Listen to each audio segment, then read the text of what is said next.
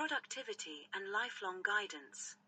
Background note for the Careers Net meeting. November 2024.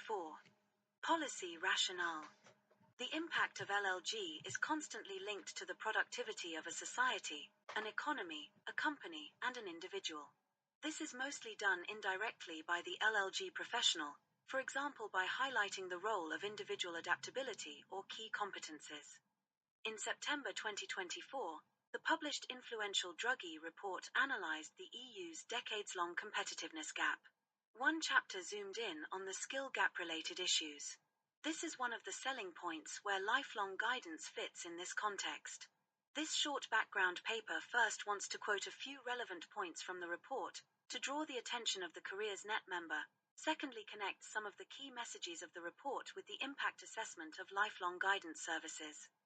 This is with a view to the possible further reflection by the CN members on the role of the LLG in the competitiveness and productivity issues that are so important for the EU and its member states. Considering, for example, the role of LLG in workforce development.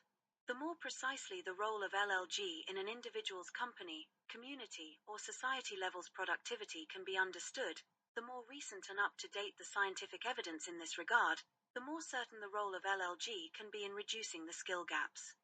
Skill gap is one of the central elements of the Draghi report. It is heavily connected to the competitiveness gap.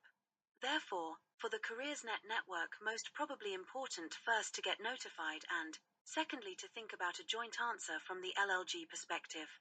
This reflection may have an effect also on the structure of the current inventory of lifelong guidance systems and practices. Europe has been worrying about slowing growth since the start of this century. Various strategies to raise growth rates have come and gone, but the trend has remained unchanged.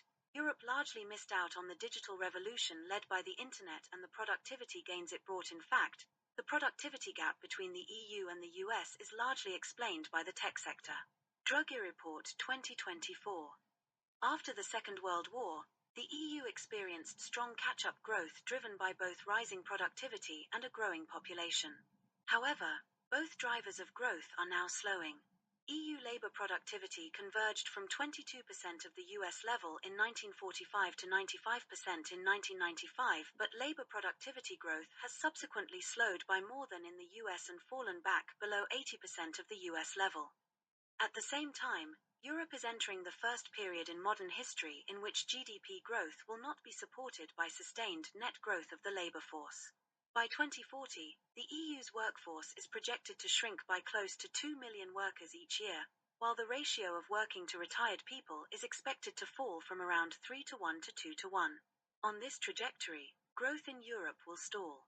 If the EU were to maintain its average labour productivity growth rate since 2015 of 0.7%, it would only be enough to keep GDP constant until 2050, Draghi Report, 2024 p21. The report has an extensive 300-page-long annex for in-depth analysis and recommendations which includes a horizontal policy field under the title Closing the Skill Gap, Vol. 2, p. 257 to 269. Here the role of career guidance is not even mentioned. Neither as a tool for better education nor as an instrument for adult education or the support of better working conditions and better welfare at work. There are contrafactual pieces of literature. Some researchers suggest that guidance is so strongly embedded in the labor market and educational programs that it is impossible to showcase its real and standalone benefits. Hislop Margeson and Welsh, 2003. This fact should be a warning sign for the European guidance community, especially for those engaged in lifelong guidance policy and system design and developments. A market and education. So what could be internally discussed first? Is something still missing from the EU LLG policy and practice?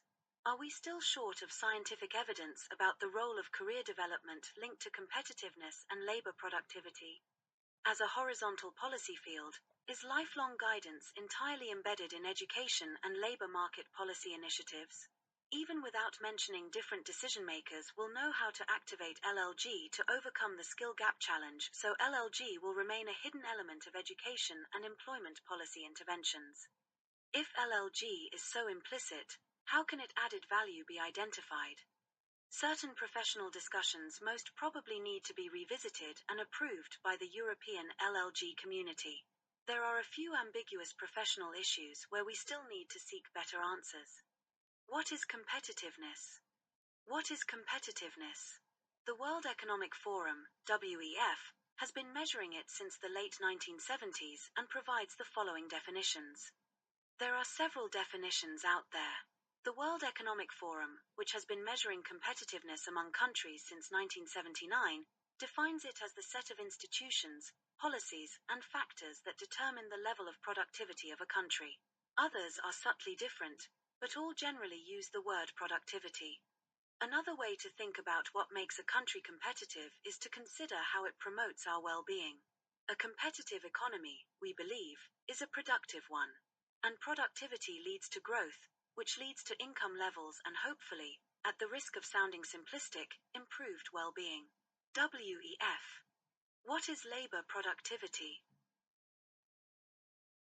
Labor productivity is a measure of economic performance that compares the amount of output with the amount of labor used to produce that output. BLS. Labor productivity measures the efficiency of a country with which inputs are used in an economy to produce goods and services, and it offers a measure of economic growth, competitiveness, and living standards within a country. Economic growth in a country can be ascribed either to increased employment or to more effective work by those who are employed. The latter effect can be described through statistics on labor productivity. Labor productivity, therefore, is a key measure of economic performance. The understanding of the driving forces behind it, in particular the accumulation of machinery and equipment, improvements in organization as well as physical and institutional infrastructures, improved health and skills of workers, human capital, and the generation of new technology, is important for formulating policies to support economic growth.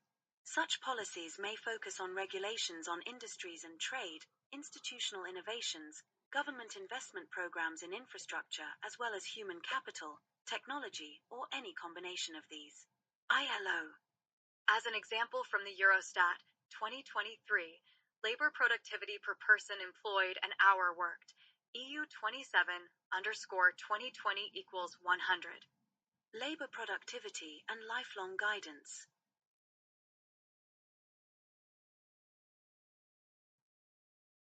There have been many studies referring to the economic outcomes of career development interventions. The Evidence-Based Handbook, ELGPN, Hooley, 2015, of the ELGPN already highlighted productivity. Economic and social outcomes of guidance were defined in the ELGPN glossary as follows. In particular, improving the efficiency and effectiveness of education, training, and the labor market through its contribution to reducing dropout, preventing skill mismatches, increasing job tenure and boosting productivity, and also addressing social equity and social inclusion. ELGPN Glossary, 2015.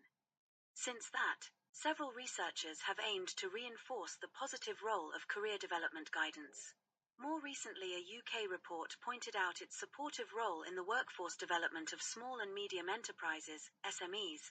The staff self-regulation had a positive and significant effect on individual, organizational, and environmental productivity factors. In addition, self-regulation could predict those factors. It was found that self-regulation had a mediating role in the relationship between career development and staff productivity. Del Barry, Rajaipur, and Aberdeen, 2021. The Scottish Career Guidance Service, published in 2007, Careers Scotland, 2007, is a particularly good example because it demonstrates that it is possible to aggregate the benefits of the service's activities at a societal level, while also highlighting the rigorous nature of the information, methodology, and information conditions.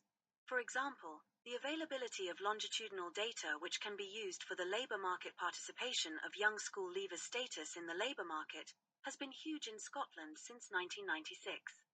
To assess the social impact of guidance interventions, firstly, 3 groups of young people were created. All of them left school 8 years ago. All young people who had received counseling services but in different ways. The trial was also controlled based on the father's occupations. The father was not working in a highly skilled manual occupation or managerial job. In the first group were those who had received both individual and group counseling and had attended career center sessions. In the second group were those who received only individual counseling and those who received only group counseling. The third control group included those described by the same social background parameters who had not received any form of counseling. The fourth group had no treatment. The data showed that the largest employment rate gap was associated with those with the most intensive career counseling and those not receiving any counseling. The smallest gap was between the group receiving no counseling and the group receiving only partial counseling. The employment rate gap between the groups receiving only group counseling sessions and the control group was namely 1 percentage point. Starting from this smallest difference, the 8-year impact was 40, i.e. discounted by 20%, and on the 40th, i.e. sufficiently low, income percentile, they were able to calculate the social benefits of these employment gains, in the year of the study, £205 million, which was already comparable with the expenditure of the advisory service, Career Scotland 2007. However, this study focused on labour market integration and not the labour productivity of the participants. So then what do we know about the supporting role of career guidance services and its impact on individual group and national labour productivity levels? Dichotomy in measurement.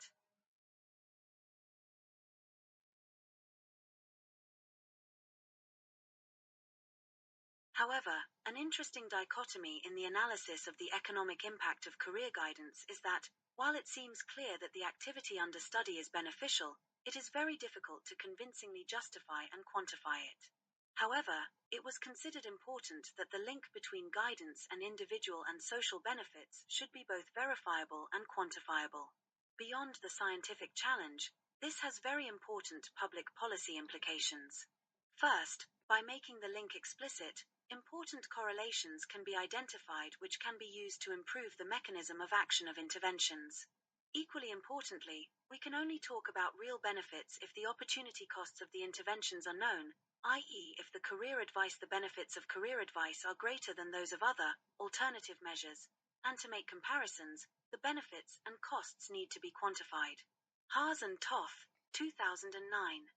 Possible discussion points. Based on the information on the network, CareersNet, do we have a well-documented fresh pilot about the additional role of career development guidance at a general level? Do we know about a well-established randomized controlled trial, RCT, research which targeted the supporting role of guidance in competitiveness and productivity, in any level, individual, company, regional, national? As a piece of evidence that career guidance supports the productivity of individuals, groups, companies, communities, regions, or countries. If we have additional information and this information is robust and valid, how can the network inform new decision-makers in Europe, forms of communication? Is the current version of the LLG inventory proper about the competencies and skill gaps challenge? If not, how can it be improved? BPT